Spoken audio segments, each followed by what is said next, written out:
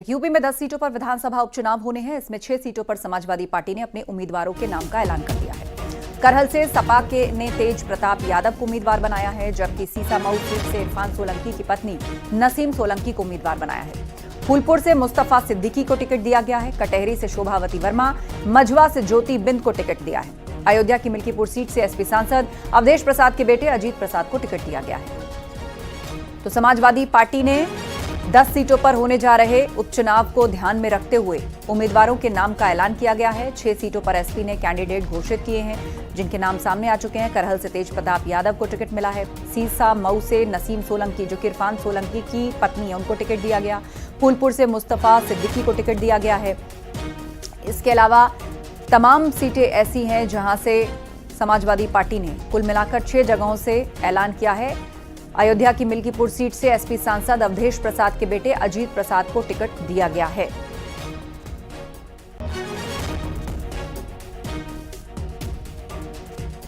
तो यूपी में 10 सीटों पर जल्द ही उपचुनाव होने जा रहा है। इसमें 6 सीटों पर समाजवादी पार्टी ने अपने उम्मीदवारों के नाम की घोषणा कर दी है। करहल से तेज प्रताप यादव, सीसामऊ से इरफान सोलंकी की पत्नी नसीम सोलंकी, फूलपुर से मुस्तफा सिद्दीकी, कटहरी से शोभावती वर्मा, मझवा से ज्योति बिंद, अयोध्या की मिल्कीपुर सीट से सांसद अवधेश प्रसाद के बेटे अजीत प्रसाद को टिकट दिया गया है। तो ये उन 6 लोगों की लिस्ट है जो उपचुनाव में सपा के उम्मीदवार होंगे। 10 सीटों पर चुनाव होने जा रहा है और 6 पर सपा ने अपने उम्मीदवार अनाउंस कर दिए हैं। उपचुनाव के लिए समाजवादी पार्टी ने अपने कैंडिडेट्स की घोषणा कर दी है। और सीधे अब आपको लिए चलते हैं, हमारे सहयोगी अलाउद्दीन हमारे साथ लाइव जुड़ रहे हैं। अलाउद्दीन, इन नामों को फिलहाल देखें। 10 सीटों पर उपचुनाव है, 6 पर कैंडिडेट घोषित किए गए। कई कैंडिडेट तो ऐसे हैं जो परिवारवाद का आरोप बार बार लगता है, उससे आगे बढ़ते हुए या उसे स्वीकारते हुए उन्हीं के ही परिवार वालों को टिकट दिया गया है। संदेश साफ है कि पार्टी उनके साथ खड़ी है। और दूसरा ये कि वो बाकी की 4 सीटें कौन सी हैं जिन पर अभी कैंडिडेट घोषित नहीं हुए। जी हाँ, बिल्कुल। देखिए, समाजवादी पार्टी ने इस बात को नज़रअंदाज करते हुए कि उन पर आरोप और परिवारवाद और तमाम चीज़ों का लगेगा और तमाम टिकट बांटे हैं। बात जब करें तो आप रमेश बिंद की बेटी से लेकर के आप चाहे बात कर लें इरफान सोलंकी की पत्नी की, या फिर आप लालजी वर्मा जो कि मौजूदा सांसद हैं, उनकी पत्नी की जो कि मौजूदा समय में जिला पंचायत सदस्य हैं, या फिर आप बात करें जो है मिल्कीपुर से, या फिर आप बात कर लें तेज प्रताप यादव की, तो ये तमाम आरोप समाजवादी पार्टी को पता थे कि ये लगेंगे, लेकिन इन तमाम बातों को इसलिए नज़रअंदाज किया। और समाजवादी पार्टी मंच पर इसका जवाब जो ढूंढने की कोशिश कर रही है कि वो बात ये कही जाएगी कि हम पीडीए का फार्मूला पहले से लेकर के चल रहे हैं। हाँ। अगर किसी व्यक्ति को लगता है कि परिवारवाद के आधार पर हम चुनाव में जा रहे हैं तो हमको ये बात कबूल है। यानी समाजवादी पार्टी इस बार के बाई इलेक्शन में परिवारवाद का नकारात्मक जवाब ना देकर के सकारात्मक जवाब देने की रणनीति बनाई। ठीक है अलाउद्दीन, आपसे चर्चा जारी रहेगी, लेकिन इस बीच सपा प्रवक्ता अनुराग भदौरिया जी हमारे साथ लाइव जुड़ रहे हैं फोन पर इस वक्त। अनुराग जी, 10 में से 6 सीटों पर उम्मीदवारों की घोषणा, क्या कांग्रेस से बातचीत कर ली गई है? 4 सीटें वैसे अभी बाकी हैं, क्या इरादा है? देखिए, समाजवादी पार्टी जहां मजबूत है और समाजवादी पार्टी को पता है कि ये सीटें 100% समाजवादी जीतेगी, और समाजवादी के अध्यक्ष और जिला कमेटी और शीर्ष नेतृत्व ने मिलकर जो फैसले लिए हैं और उसके हिसाब से ये कैंडिडेट आपके सामने अनाउंस हो गए हैं। समाजवादी पार्टी इन सभी सीटों पे और 10 की 10 सीटों पे इंडिया गठबंधन जीतेगा, ये तय मान के चलिए।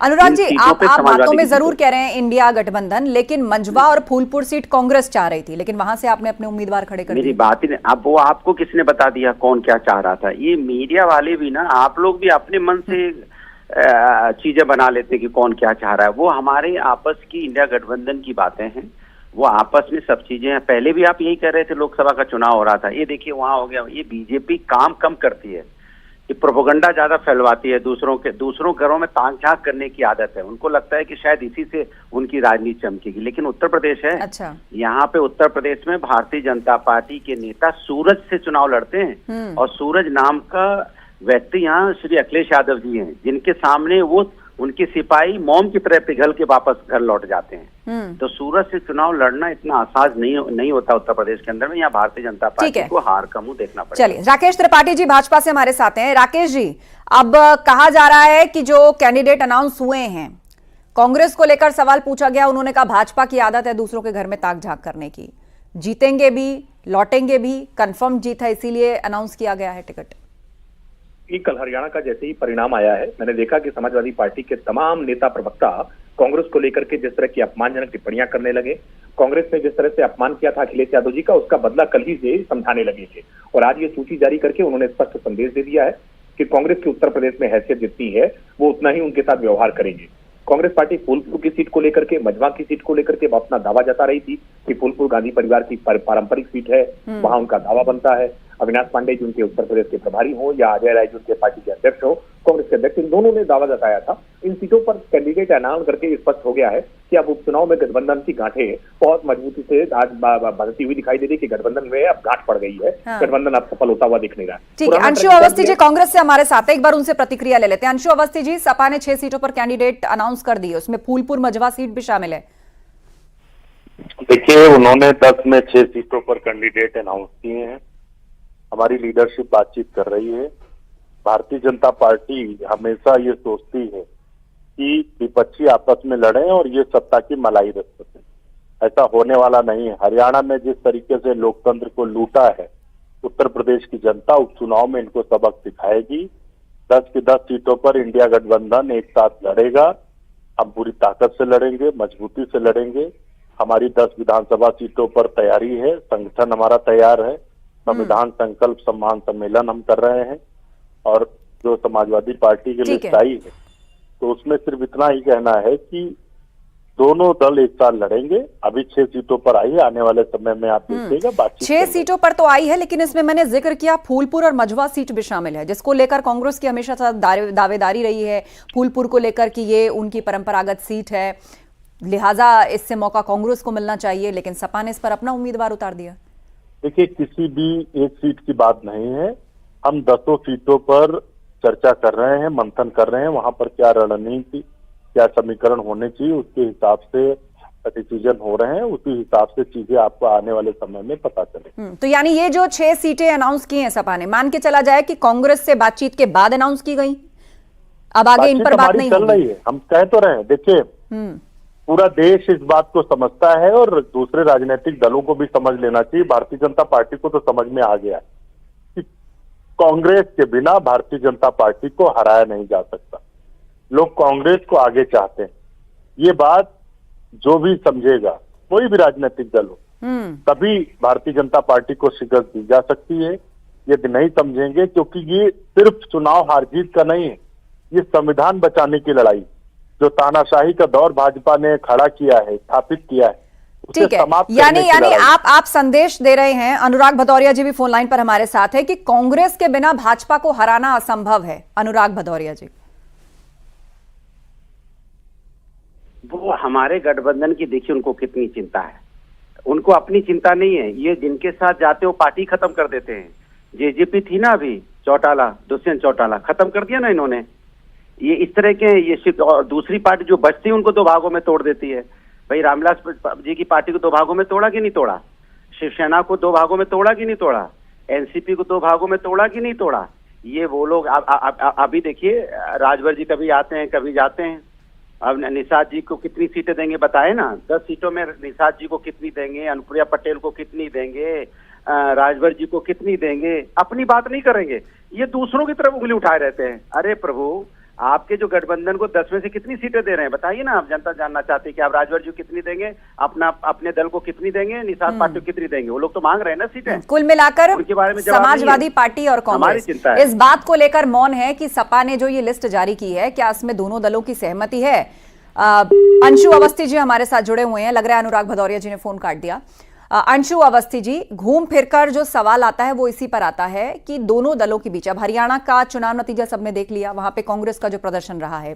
मध्य प्रदेश में सपा ने सीटें मांगी, नहीं मिली, सपा ने कदम पीछे हटाया। हरियाणा में सीटें मांगी, नहीं मिली, कदम पीछे हटाए कि जीत पहले जरूरी है। पर अब हरियाणा के चुनाव नतीजों के बाद कांग्रेस इस बात को लेकर मोलभाव करने लायक बचेगी कि यूपी में कितनी सीटें मांगी उपचुनाव के अंदर?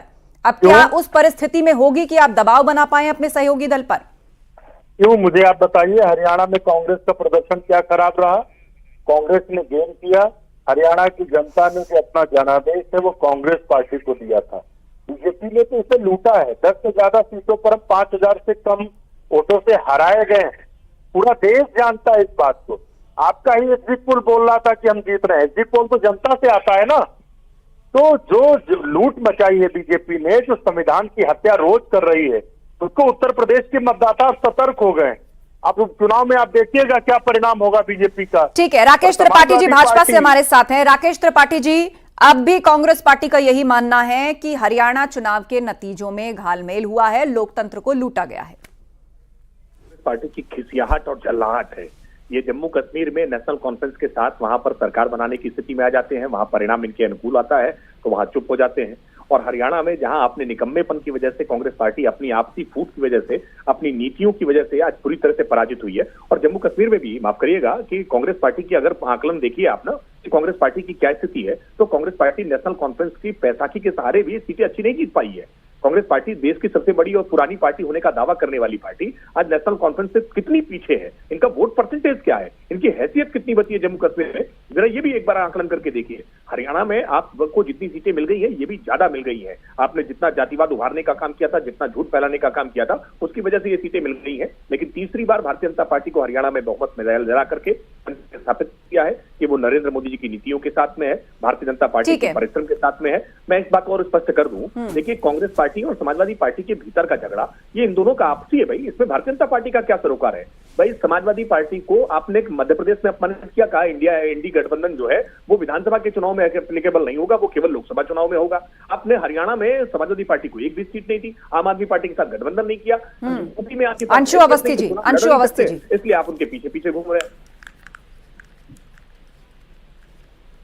अंशु अवस्थी जी, हाँ, जम्मू कश्मीर में जीत हुई तो वहां लोकतंत्र की जीत, हरियाणा में हार हुई तो लोकतंत्र लुट गया।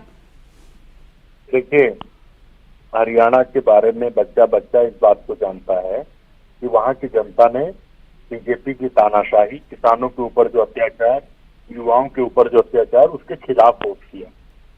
दूसरा, आप हरियाणा के रिजल्ट के रेफरेंस में उत्तर प्रदेश की बात कर रही थी। मुझे आप बताइए, हमने कौन सी लड़ाई कमजोर लड़ी है? क्या लगता है आपको हरियाणा के लोगों ने किसको मैंडेट दिया? कांग्रेस के मैंडेट के अलावा क्या जितने भी पार्टियां वहां लड़ रही थी उनका क्या हश्र हुआ वहां पर? उनको तो भारतीय जनता पार्टी ने खा लिया। आज वो जीरो पर खड़े हैं। जो यादव बहुल या जिसको अहिरवाल कहा जाता है, वहां की 11 सीटें भाजपा ले गई। सपा ने मांगी थी सीटें आपसे। देखिए, एक चीज आप समझ लीजिए, देश इस बात को समझ रहा है, लोकसभा चुनाव के जो परिणाम है उसमें भी स्पष्ट है, बिना कांग्रेस पार्टी के कोई भी रीजनल पार्टी अगर ये सोचेगी कि हम चुनाव लड़के जीत सकते हैं, वो गलतफहमी है। ये जरूर है कि वो समय जाया करेंगे। हम चाहते हैं कि इस देश के संविधान, लोकतंत्र को बचाने के लिए कोई गलतफहमी नहीं होनी चाहिए, साथ में चुनाव लड़ना चाहिए, तभी आप बीजेपी को हरा सकते हैं। चलिए, आप दोनों का धन्यवाद चर्चा में शामिल होने के लिए। तो समाजवादी पार्टी ने 6 उम्मीदवार उतारे हैं और कांग्रेस का यह कहना है कि बातचीतें चल रही हैं, बातचीत जारी है, आईएनडीआईए गठबंधन मिलकर चुनाव लड़ेगा। तो दूसरी तरफ समाजवादी पार्टी है जो पत्ते नहीं खोल रही है, लेकिन हरियाणा चुनाव के नतीजों के फौरन अगले दिन ये लिस्ट जारी करना अपने आप में एक संदेश देता है। और इस तरह से उन्होंने फूलपुर को लेकर के, मझवा को लेकर के अपने कैंडिडेट डिक्लेयर कर दिए हैं। ये स्पष्ट है कि अब सपा और कांग्रेस का गठबंधन ठीक नहीं है। समाजवादी पार्टी उनके साथ अब अपमानजनक व्यवहार करेगी, जैसा अपमानजनक व्यवहार कांग्रेस पार्टी ने हरियाणा में अखिलेश यादव जी के साथ किया था। लेकिन वो गठबंधन करे या ना करे, भारतीय जनता पार्टी अपने गठबंधन के साथ बहुत मजबूती के साथ तैयार है। हमें हरियाणा में जिस तरह का आशीर्वाद मिला है, उससे कार्यकर्ताओं का आत्मबल और बढ़ा है। हम उपचुनाव में सभी की सभी सीटों पर राष्ट्रीय जनतांत्रिक गठबंधन के प्रत्याशी जीत हासिल करेंगे। उधर यूपी विधानसभा उपचुनाव के लिए भाजपा ने कमर कस ली है। इस क्रम में करहल सीट पर उम्मीदवार को लेकर मंथन हुआ है। सूत्रों के मुताबिक करहल को लेकर बीजेपी ने विशेष प्लान बनाया है। पार्टी करहल से दिग्गज को चुनावी मैदान में उतारेगी। सूत्रों के मुताबिक भाजपा संघमित्रा मौर्य को प्रत्याशी बना सकती है। संघमित्रा मौर्य स्वामी प्रसाद मौर्य की बेटी हैं और वो बदायूं से भाजपा की सांसद भी रह चुकी हैं। और इसके अलावा एसपी सिंह बघेल की बेटी सलोनी बघेल के नाम की भी चर्चा है। साथ ही शिवम चौहान, अशोक चौहान और योगेश प्रताप बघेल के नाम की भी चर्चा है। आपको बता दें, यूपी में 10 सीटों पर विधानसभा उपचुनाव होना है।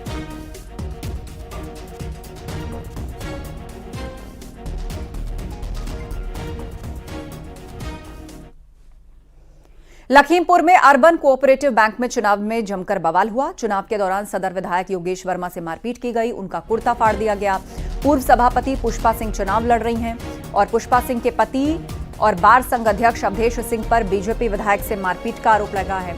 दरअसल कल अर्बन कोऑपरेटिव बैंक की वोटर लिस्ट फाड़ दी गई, जिसका बीजेपी विधायक ने विरोध किया। बीजेपी विधायक इस चुनाव में धांधली के आरोप लगा रहे हैं। आज फिर दोनों पक्ष आमने सामने आ गए, जिसके बाद मारपीट शुरू हो गई।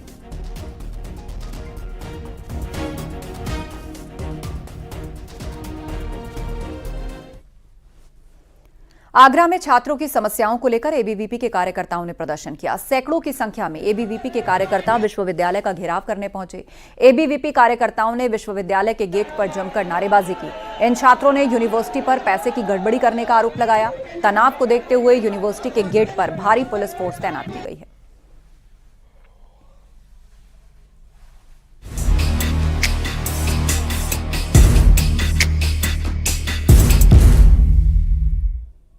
मेरठ के पॉलिटेक्निक कॉलेज में छात्राओं ने जमकर हंगामा किया। आरोप की पॉलिटेक्निक कॉलेज के एचओडी ने छात्राओं पर आपत्तिजनक टिप्पणी की। छात्राओं का आरोप है कि एचओडी अरुण कुमार ने उनसे कहा कि सुंदर छात्राएं यहां रुकें और बाकी बीएससी कर लें। इसके बाद 78 छात्राओं को एक साथ फेल भी कर दिया गया। एचओडी के इस बयान पर बवाल जारी है। जहां एक ओर एबीवीपी कार्यकर्ताओं ने कॉलेज के मैनेजमेंट का घेराव किया है, तो दूसरी ओर शिकायत शिक्षा मंत्री तक भी पहुंच गई है। मामले की गंभीरता को देखते हुए प्राविधिक शिक्षा मंत्री आशीष पटेल ने एचओडी अरुण कुमार को सस्पेंड करने के आदेश दिए। छात्राओं ने गलत कमेंट पर थाना दौराला में भी विभागाध्यक्ष अरुण कुमार के खिलाफ तहरीर दी है।